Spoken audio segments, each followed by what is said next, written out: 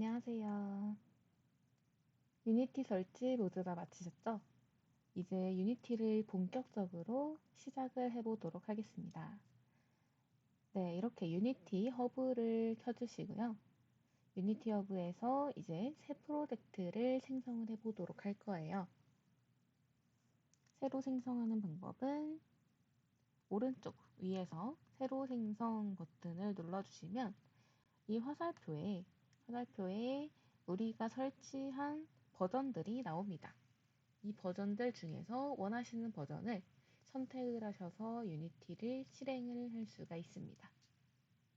저는 2020.3.19 버전을 실행해 보도록 할게요. 클릭을 해주시면 이렇게 유니티 버전으로 새 프로젝트 생성이라고 하는 창이 나오는데요. 여기서 저희는 사용할 수 있는 템플릿들을 선택을 할 수가 있습니다. 2D와 3D가 보이죠? 2D와 3D가 이제 저희들이 대표적으로 사용을 할 수 있는 템플릿이라고 볼 수 있는데요. 2D 같은 경우는 주로 고전 게임들이 많죠. 테트리스, 블럭 깨기, 슈퍼마리오 이런 게임들이 2D로 이루어져 있죠. 그렇게 2D 기반으로 이루어진 콘텐츠를 개발을 하는 템플릿이라고 볼 수가 있습니다. 반면에 3D는 3차원 공간을 지원을 하고 있는데요. 3차원 공간은 요즘에 나오는 콘텐츠들이 대부분이죠. 오버워치, 뭐가 있을까요? 네, 배틀그라운드? 네, 이런 게임들이 있을 수가 있죠. 네, 3D, 3차원 공간에서 제작하는 콘텐츠들을 이 템플릿으로 작성을 하면 되겠고요. 게임 외에도 가상현실이나 증강현실 이런 것들도 마찬가지로 3차원이겠죠. 그러니까 3차원 3D 템플릿을 선택을 하고 저희는 3D 프로젝트를 개발을 해보도록 하겠습니다. 나머지 하이 디펜션 RP라던가 유니버셜 렌더 파이프라인 같은 경우는 좀 더 고도하게 고정밀적인 효과나 라이팅 기법들을 제공을 할 수 있는 템플릿이라고 볼 수 있겠습니다. 그럼 3D 템플릿으로 프로젝트를 생성을 할 건데요. 프로젝트를 생성할 때 주의할 점은 프로젝트 이름에 영문자만 들어가야 된다라는 것입니다. 한글이 들어가게 되면 오류가 나옵니다. 그래서 영문자로 생성을 해주시고요. 프로젝트 이름은 가능한 식별하기 쉽게끔 생성을 해줍니다. 유니티 베이직 이렇게 해서 프로젝트 이름을 쉽게 구분하기 쉽게 생성을 해주겠고요. 저장 위치 역시 저장하는 경로에 한글 이름이 들어가지 않도록 주의해서 저장 위치를 설정을 해주셔야 합니다. 저 같은 경우는 저장 위치에 유니티 폴더를 따로 만들어서 유니티 폴더에서 프로젝트들을 관리를 할 수 있게끔 만들어 놓았습니다. 그러면 프로젝트 이름과 저장 위치가 세팅이 다 되었으면 생성을 눌러보도록 할게요. 생성을 눌러서 원하는 프로젝트를 생성을 할 수가 있고요. 유니티 자체가 조금 무거운 툴이다 보니까 생성을 하는데도 시간이 조금 걸립니다.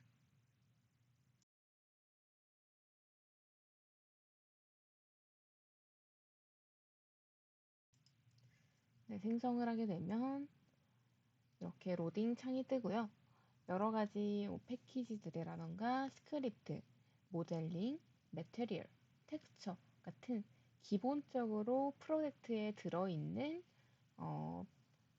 에셋이나 패키지, 파일들을 불러오게 됩니다.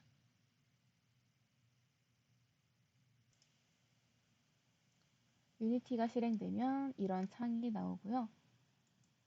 저는 지금 창의 구성 요소를 바꿔놓았기 때문에 레이아웃이 조금 다른 형태인데요. 여러분들의 경우는 처음 키는 분들께서는 디폴트 레이아웃으로 이렇게 생성이 되어 있을 거예요. 여기서 이제 유니티의 기능 하나하나를 한번 살펴보도록 하겠습니다. 우선 메뉴 탭을 보시면 메뉴 탭에 파일, 에딧, 에셋, 게임 오브젝트, 컴포넌트, 윈도우, 헬프 이렇게 메뉴들이 구성이 되어 있는데요. 이 중에서 파일에서는 씬이나 프로젝트를 오픈하고 저장할 수 있게끔 되어 있고요. 그리고 중요한 기능인 빌드를 할 수 있게 하는 기능이 있습니다. 이 빌드라는 거는 저희가 만든 프로젝트를 원하는 템플릿, 원하는 플랫폼에다가 얹어 놓아서 실행 파일로 만들어주는 과정들을 뜻하는데요. 플랫폼도 다양하게 PC, Mac, 안드로이드, iOS 등등등으로 선택을 해서 빌드를 진행을 할 수가 있습니다. 그리고 에딧에서는 copy, cut, paste, duplicate 이런 기능들, 수정을 할 수 있는 편집 기능들이 들어가 있습니다. 그리고 프로젝트 세팅즈에 보시면 세팅즈를 설정을 할 수 있는 이런 프로젝트를 설정할 수 있는 창이 나오고요. 여기에서 저희들이 빌드를 하기 전에 세팅을 해야 되는 부분들을 여기서 설정을 할 수가 있습니다.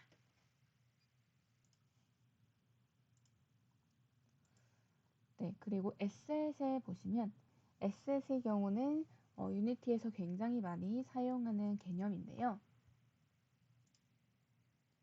에셋이라고 하는 것은 2D, 3D, SDK, 그리고 뭐 템플릿, 툴 같은 유니티에서 제작하는 콘텐츠에 도움을 주는 파일 같은 것들을 뜻합니다. 에셋에 대해서는 나중에 또 한번 에셋 스토어를 통해서 알아보도록 할게요. 그리고 게임 오브젝트라는 메뉴에서는 오브젝트들을 생성을 할 수가 있게끔 되어 있는데요. 여기서 3D 오브젝트, 이펙트, 라이트, 오디오, 비디오, UI, 카메라 등을 생성을 할 수가 있습니다. 유니티 자체가 게임 개발 엔진이 베이스이다 보니까 이러한 오브젝트, 객체들을 통틀어서 게임 오브젝트라고 지칭을 하고 있습니다. 그리고 컴포넌트는 이 오브젝트들의 속성을 의미를 하는데요. 메시, 이펙트, 피직스, 내비게이션, 오디오, 비디오, 렌더링 같은 것들을 게임 오브젝트의 컴포넌트로 들어갈 수 있습니다. 여기서 컴포넌트를 생성을 할 수가 있게끔 되어 있습니다. 윈도우 창에서는 방금 전에 제가 레이아웃을 바꿨었죠. 이렇게 레이아웃을 변경을 할 수도 있고요. 그 외적으로 일반적인 설정들을 진행을 할 수가 있습니다. 그리고 헬프는 도움 말이죠. 유니티를 개발하다가 궁금한 점이 있으면 이 헬프에서 도움을 요청하면 되겠습니다. 자, 그러면 이제 유니티의 기본적인 구성에 대해서 한번 보도록 할게요. 유니티는 우선 맨 왼쪽에 하이어라키라고 해서 이 하이어라키 탭이 있는데요. 이러한 탭들은 이렇게 끌어서 옮겨 놓을 수도 있습니다. 그래서 저희가 개발하기 편한 대로 레이아웃 위치를 조정을 할 수가 있습니다. 그 옆에는 씬이 있고요. 씬 옆에는 게임이 있는데요. 씬이 저희가 제작하는 공간, 오브젝트를 올려놓는 공간이라고 볼 수가 있고요. 게임의 경우는 카메라로 바라보는 유저들이 실제로 빌드를 하고 빌드한 실행 파일을 실행했을 때 보여주는 화면이라고 볼 수가 있겠습니다. 그래서 씬과 게임 화면은 유니티에서 굉장히 중요한 부분이라고 볼 수가 있는데요. 이 씬과 게임 화면이 이렇게 겹쳐져 있으면 보기가 불편하겠죠. 그렇기 때문에 저는 이 씬 그리고 게임을 분리를 해놓는 편입니다. 그러면 같이 한번 레이아웃을 조금 조정해 보도록 할게요. 우선 하이어라키라고 되어 있는 부분, 이름 부분을 클릭을 해보면 클릭하고 마우스 드래그 앤 드롭을 해보면 하이어라키가 따라다닐 거예요. 하이어라키를 맨 오른쪽에 인스펙터, 아이고 잘못네요. 인스펙터 옆에다가 이렇게 배치를 해보도록 하겠습니다. 하이어라키 그리고 인스펙터라고 나란히 들어오게 해볼게요. 그리고 프로젝트와 콘솔도 같이 들어가 있죠. 물론 같이 넣어놔도 상관은 없는데요. 저는 따로따로 해주는 것이 더 편해서 얘네들도 분리를 해주도록 하겠습니다. 프로젝트는 하이어라키 밑에다가 배치를 해줄 거고요. 하이어라키 밑에다가 이렇게 배치. 그리고 콘솔은 인스펙터 밑에다가 이렇게 배치를 해주도록 할게요.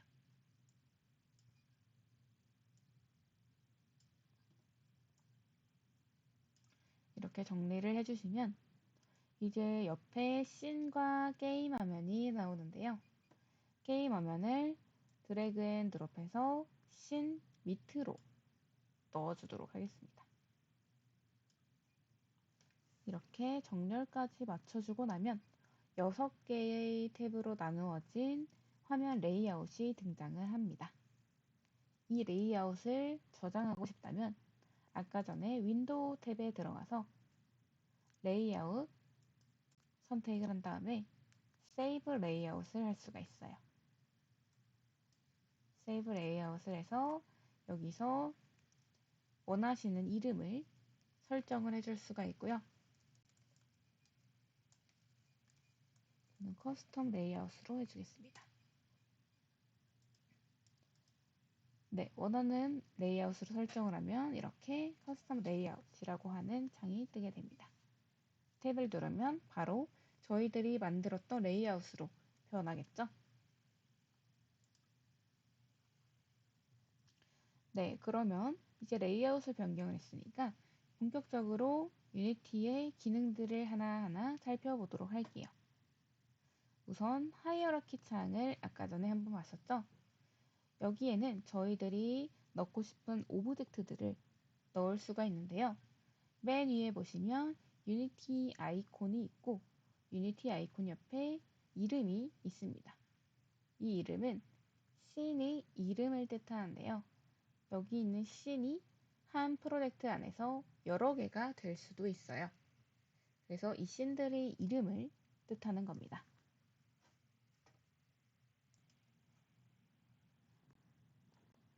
하이어라키를 열어보도록 할게요.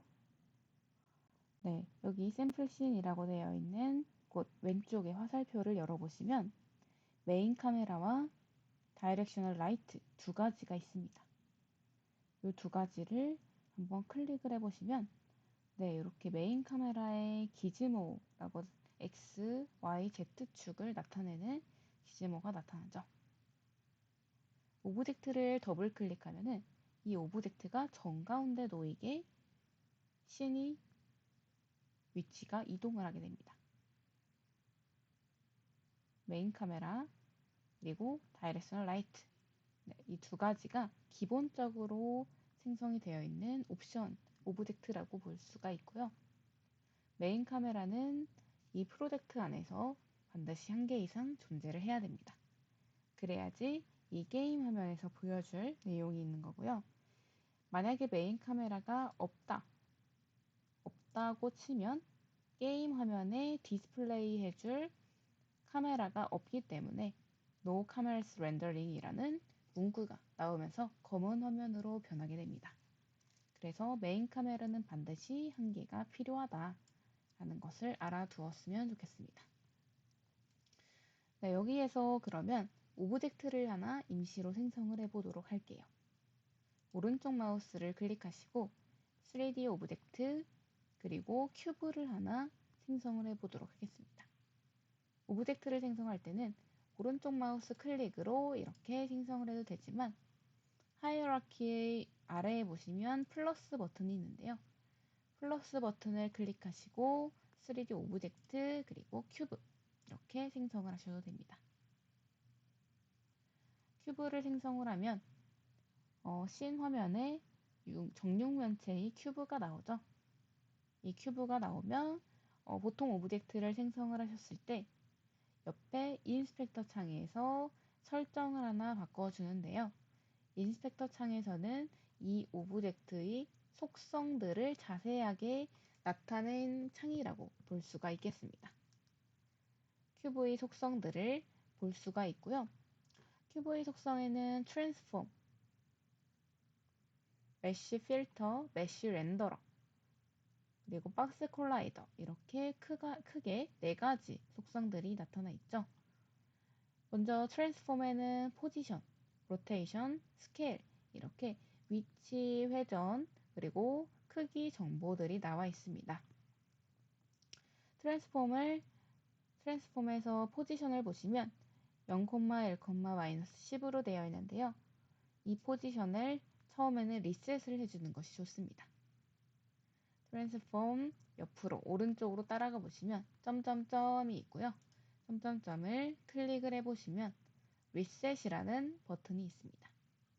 리셋 버튼을 클릭을 해주시면 포지션이 0, 0,0으로 이동을 하게 됩니다. 그리고 그 밑에는 메쉬 필터라고 해서 큐브를 감싸고 있는 필터를 보여줄 수가 있고요. 메쉬 렌더러라고 해서 큐브의 재질, 그리고 빛 효과, 그리고 기타 효과들을 표현을 할 수가 있습니다. 박스 콜라이더에서는 충돌체를 감지를 할 수 있게끔 해주는데요. 박스 콜라이더가 있으면 저희가 물리적, 이 일상 그 생활에서, 세계에서 물리적인 피직스가 작동을 하죠. 그런 충돌체 감지, 중력, 그리고 매테리얼에 대한, 피직스 매테리얼에 대한 부분 같은 것들을 속성으로 넣어줄 수가 있습니다. 씬 화면에 가보시면 씬 화면을 이번에는 이동을 해보도록 할게요. 저희가 메뉴 탭을 한번 봤었죠? 메뉴 탭 아래에 이렇게 툴바가 나타나 있습니다. 툴바가 직관적으로 나타나 있기 때문에 아마 이 툴바만 보고서도 어떤 기능을 하는지 어느 정도는 아실 거라고 생각을 하는데요. 맨 처음에 핸드 툴이라고 되어 있는 손바닥 모양을 한번 클릭을 해보도록 할게요. 이 손 모양을 클릭하시면 씬 화면에서도 이렇게 마우스 커서가 손 모양으로 변하게 됩니다. 그리고 왼쪽 마우스를 클릭을 해보시면 이렇게 씬 화면을 이동을 할 수 있게끔 됩니다. 이 큐브가 안 보일 경우에는 이렇게 씬 화면을 이동을 해서 큐브의 모습을 볼 수가 있습니다. 네, 여기는 큐브를 움직이는 것이 아니라, 오브젝트를 움직이는 것이 아니라 이 씬 화면을 움직이는 것입니다. 그래서 이 개발하는 사람들, 개발자들이 볼 수 있게끔, 편하게 볼 수 있게끔 이 핸드 툴을 이용을 해서 위치나 방향을 변경을 할 수가 있습니다. 그리고 그 옆에 무브 툴이라는 것이 있는데요. 무브 툴을 클릭을 하게 되면 기즈모 형태가 나오죠. 만약에 기즈모가 나오지 않는 분들은 씬의 오른쪽에 보시면 기즈모 버튼이 있습니다. 기즈모 탭을 이렇게 클릭을 해서 활성화를 시켜줄 수가 있어요. 그러면 여기 아이콘 같은 것들을 생성을 보여줄지 안 보여줄지 이렇게 옵션으로 선택을 할 수 있게끔 되어 있습니다. 기즈모에서는 이 오브젝트들을 이동을 할 수 있게끔 되어 있는데요. 이렇게 Z축, X축, Y축 방향으로 이동을 할 수 있게끔 되어 있고요. 이 오브젝트의 인스펙터 창을 보시면 오브젝트를 이동함에 따라서 포지셔닝 값이 지금 X축으로 움직이고 있고요. Y축으로 한번 움직여 볼게요. Y축 플러스 마이너스로 이동을 하죠. 그리고 Z축을 움직여 볼 거예요. Z축 플러스 마이너스 이동을 하죠. 이렇게 이동을 한다라는 것은 바로 여기 있는 포지션 탭에서도 저희가 숫자를 입력해서 포지션을 이동할 수 있다는 거라고 볼 수가 있겠습니다. 네, 그러면 다시 리셋을 해주도록 할 거고요. 그 옆에 있는 로테이트 툴을 눌러볼게요. 로테이트 툴은 말 그대로 회전을 할 수 있게끔 도와주는 툴이죠. 이렇게 회전을 할 수 있게끔 구형태로 나오고요. 마찬가지로 이 아이콘을 잡고 돌리면 회전을 할 수가 있습니다. 그래서 이렇게 원하시는 축을 기준으로 회전을 할 수가 있는데요. 빨간색이 X축을 기준으로 회전을 하는 거고요. X축을 기준으로 회전을 할 때는 큐브가 끄덕끄덕하는 형태가 되겠죠. 고개를 기준으로 생각해 봤을 때 가로축을 기준으로 움직이니까 고개를 끄덕끄덕 하는 거죠. 네, 그리고 Y축을 기준으로 움직일 때는 이렇게 도리도리 하는 형태가 되겠죠. Z축을 기준으로 움직일 때는 고개를 까딱까딱 옆으로 까딱까딱 하고 있습니다. 네, 이렇게 해서 회전값을 변경을 할 수가 있고요. 로테이트 툴 옆에는 스케일 툴이 있습니다. 스케일 툴을 이용을 해서는 크기를 변경을 할 수가 있겠죠. X축의 크기, 그리고 Y축의 크기, Z축의 크기를 변경을 할 수가 있습니다. 크기도 마찬가지로 포지션, 로테이션과 마찬가지로 스케일 값도 여기서 조정을 할 수가 있고요. 인스펙터 창에서 원하시는 크기를 입력을 할 수가 있습니다. 네, 그 옆에는 이제 렉트 툴이라는 툴이 있는데요. 렉트 툴의 경우는 포지션과 스케일을 한꺼번에 움직여주는 툴이 됩니다. 그래서 이렇게 같이 움직여주는 역할을 하는데요. 렉트 툴, 포지션 움직이기, 스케일 움직이기 두 축으로 같이 움직이게 됩니다. 그 옆에는 Move, Rotate, or Scale Selected Object라고 되어 있는데요. 이렇게 Move 툴과 Rotate 툴을 한꺼번에 합쳐놓은 듯한 기지모가 생성이 되었죠. 이렇게 Move와 Rotate 툴을 한 번에 설정할 수 있는 탭이라고 보시면 되겠고요. 다음은 에디터 툴이 있는데요. 에디터 툴은 에딧 박스 콜라이더를 이용을 해서 이제 안에 있는 충돌체, 이 초록색이 충돌체를 뜻하는데요. 충돌체를 설정을 할 수가 있게 됩니다. 하지만 여기 있는 렉트 툴 그리고 그 옆에 세 개는 잘 쓰지 않는 도구입니다. 그래서 핸드 툴부터 시작해서 이렇게 네 가지를 자주 쓰는 도구로 보시면 되겠고요. 이 네 가지 도구들을 워낙에 자주 쓰기 때문에 단축키를 알아놓는 것이 좋은데요. 단축키는 바로 Q, W, E, R 순서대로 T, Y 이렇게 순서대로 있습니다. 그래서 Q부터 시작해서 핸드 툴로 되어 있고요. Q, W, E, R 이렇게 네 가지 단축키를 많이 사용을 한다. 특히 Q, W 요 툴을 많이 사용을 한다. 라고 볼 수가 있겠습니다. 네, 그리고 이 씬 화면에서 회전을 하는 방법도 궁금하죠?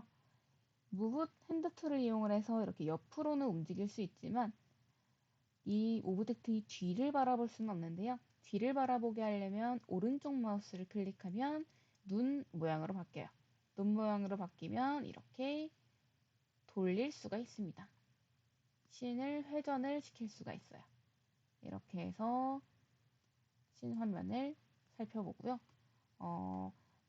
이 핸드 툴 같은 경우는 마우스 휠 버튼을 클릭을 해도 핸드 툴이 됩니다. 핸드 툴 기능을 해서 마우스 휠 버튼을 누르고 오른쪽 마우스로 돌리고 휠로 또 이동하고 돌리고 하는 방식으로 이 오브젝트의 뒷방향까지도 바라볼 수 있게끔 할 수가 있습니다.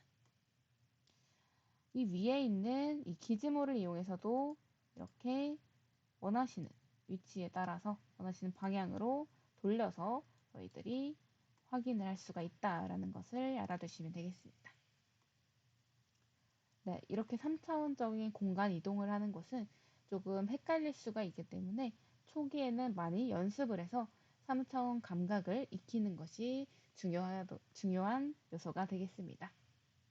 네, 그럼 여기까지 들어주셔서 감사하고요. 또 이어서 유니티 기능들에 대해서 차근차근 알아보도록 하겠습니다.